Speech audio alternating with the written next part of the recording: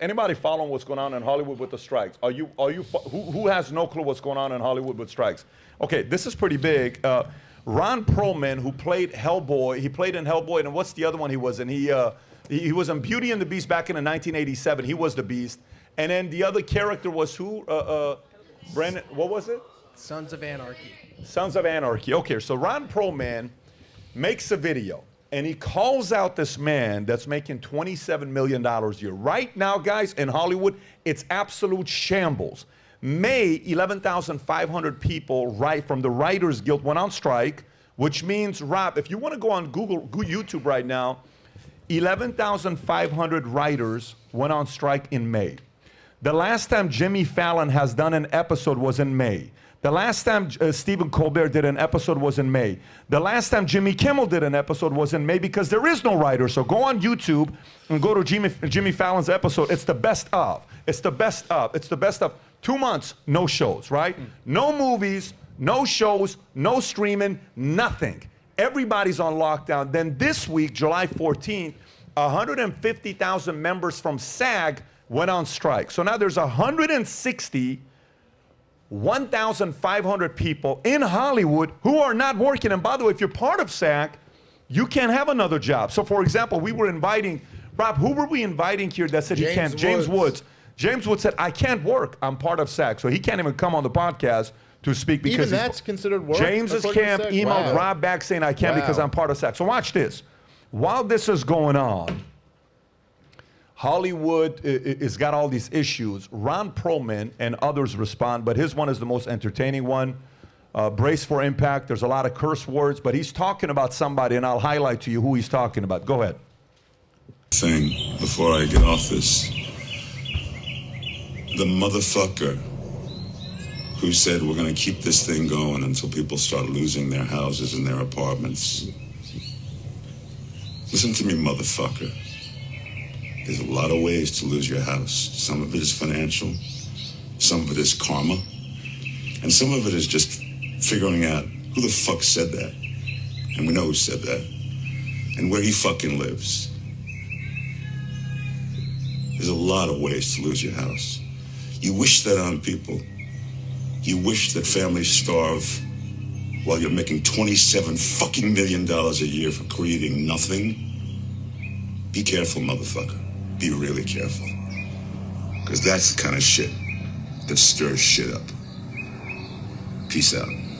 Obviously, he held back from, really showing his emotions, which was very noble of him. Definitely restrained. But so we're sitting there figuring out who this $27 million guy he's talking about. So type in, I go online, I'm thinking he's talking about this guy. We Google Kelly. We're in the room. It's me, you, and who? Brandon, right? We're in the room. Was Maverick in the room or was Mike in the room? One of the guys. Maverick was in the room. Bambi, yes. So we Google. Check this out. Bob Iger's income last year. Type in Bob Iger made $27 million last year. Woo. Oh, wow. So he's calling out Bob Iger. Look at that. So then Bob Iger had an interview with CNBC that we go and find. We're not going to play it for you because it's 3-4 minutes long. I just kind of paraphrase what he said. He says, look, it's a shame what they're doing right now because there's a lot of people that are relying for jobs and they got to go out there and do this and they got to go out there and do that. And these guys they have to live in their homes, they have to pay their rents, they have to pay their mortgages. So he's talking about Bob Iger, the CEO of Disney, making $27 million a year. So now, question then becomes, okay, so where do they go from here with everything that's going on in Hollywood? Watch some of the stats on what's going on in Hollywood, by the way.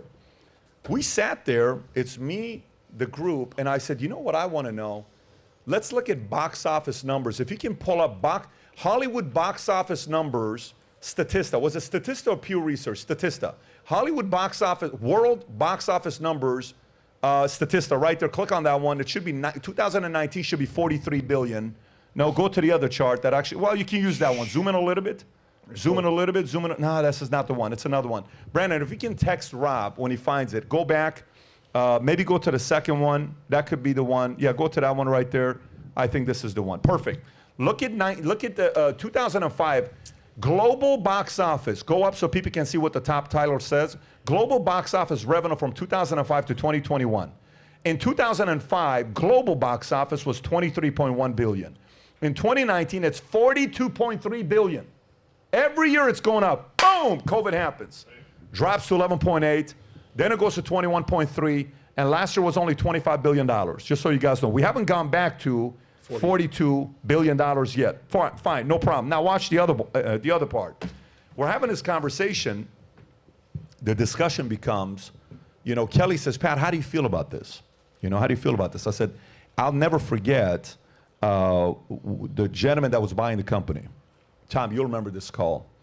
He says, Patrick, we have agreed on this number. He and I talk on the phone. He says, the next 3 to 6 months, there's only going to be one community that's going to ruin this from becoming a reality, and it's the lawyers. Your lawyers, my lawyers, are going to fight, and they're going to make this deal not happen. Every time it gets to the point when the deal doesn't happen, you and I got to get on the phone together. I said, no problem. So you know whose lawyer screwed it up first? Tom, whose lawyer was it? You can say it. It's our lawyer. Our lawyer, day one, on a Zoom with all their lawyers, blasts all of them. You guys don't know what the fuck you're doing. I'm like, so I get the call. Pat, you won't even believe we were on the Zoom. It was the most uncomfortable Zoom. Our lawyer did this and So okay, I'll give him a week. Maybe he's going to cool off. He had a bad day. Second day, same thing. Third day, fourth. Anyways, eventually we have to get on the call because this deal's not going to happen. Union in the middle right now is what's ruining Hollywood. Union in the middle is getting these guys to do what they're doing. The guys at the top of all these big companies are making the money. Unions holding hostage because they're asking for a lot, saying, well, what about this and what about that? One part of the side that talent does have a proper argument because this is, they're scanning actors right now. For AI. And once they're scanning your body, they can use it without giving you credit. The end of the movie Flash, have you guys seen the movie Flash with your kids? The end of the movie Flash, they're using dead characters and they have it in there through CGI, but they're not paying that person. So essentially these guys are saying, wait a minute, you're using my likeness, my body, I should get paid. Some are saying 100%. I can see the debate being maybe they pay you 10%, they pay you 20%, maybe they pay you 30%, but it can't be free. It's me. You can't do that. Right. Pay me my, so there's good arguments there, but at the same time, AI, well, we don't want you to use AI, all this other stuff. Then we wrapped it up with this, and I want to get your thoughts on this. I said, let's go and measure the top 100 greatest movies of all time. What is the most credible source to go to? Give me the website that we can trust. What is it? IMDb. Perfect. We went to IMDb. Do you know the top 100 greatest movies of all time? What decade had the most movies as the top 100 greatest movies of all time? 80s or 90s, I would guess. I think it was 50s was first. Huh. I want to say was it 60s first? No, I was. Yeah. So I think it was 50s, 60s, 70s. Then it went to 30s, 40s, and then it was tied with 90s, then 80s, and then in 2000 was only 3 movies in the top 100. The 3 movies were The Pianist, if you've seen it. If you haven't, it's a phenomenal movie. Then it was Gladiator, and I think the other one was Lord of the Rings. That was from 2000. Do you know in the last 20 years, 23 years, with all the technology, with all the CGI, with all the Photoshop, all the stuff that they have, they've only produced 3 movies that are in the top 100 greatest movies of all time. Why? Well, I think there might be a direct relation between that, because sometimes, when you go and watch these old movies, when they had none of that, what you needed to have was a great movie. Story. Because you had to have a great story, because otherwise it's like there's nothing else to do with this. Yep. Whereas now you can really just it becomes a crutch, just crazy action scenes and crazy things like that aren't, might be enough to get people to go see the movie, but aren't enough for them to be like, oh, this was like an all-time great. It's also, look, this whole industry has been, like what we were talking about, like the industry in how people consume news, but how people consume entertainment. I mean, we're in the middle of a revolution, nothing short of a revolution. Like when I was a kid, it was very normal when I was a kid to not have cable. Like when I was a little kid, we were kind of broke. We didn't have cable. We didn't have cable till my mom met my stepfather, and he had cable, and I was like, there's more channels. What do you mean? But like, we had... Mom married that guy. We had 5 channels on our TV. It was like there were 5 channels, and then there was like movie theaters, and that was like entertainment. That was like the only way to get something. Today, like me and my wife, we've turned on cable maybe 5 times in the last year. I don't even know why I pay for it. We're always watching something on Netflix or on Hulu or on Amazon or something like that. But we now have not only do you, for entertainment, you not only have a world of podcasts and internet shows and all types of like Streaming services. streaming stuff, content creators, all types of streaming shows, and then you also have access to the entirety of Hollywood, all of the history of it, right on your what would be considered movie theater sized TV that you have several of in your house. Surround sound. So, yeah, and like I mean, it's basically almost a movie experience in most people's living rooms today. So they're just tough when you hit something like 2020, where all of a sudden nothing's being produced anymore, and everybody realizes all of these other options. Even once things kind of reopen up back in 2021, it's like you're left with this like, well, I don't really know if I need to make sure I go catch the latest movie. I don't know why you're just waiting that, for it like, to come out on Netflix or Premiere or Amazon Prime or... Which I personally, for me, like I got 2 little kids. It's a whole thing for us to go out to the movies. You know what I mean? If there's a movie we want to watch, I kind of much rather find it in the house anyway. Like, and then we go out and do something else. I think we're in a revolution in this. By the way, nowadays we're so busy. We're watching movies on 2.0. It's kind of like Titanic. Everything's fast. But here's a decade. You guys want to know if you can put this up so people can see it. I don't know if you guys can see it or not.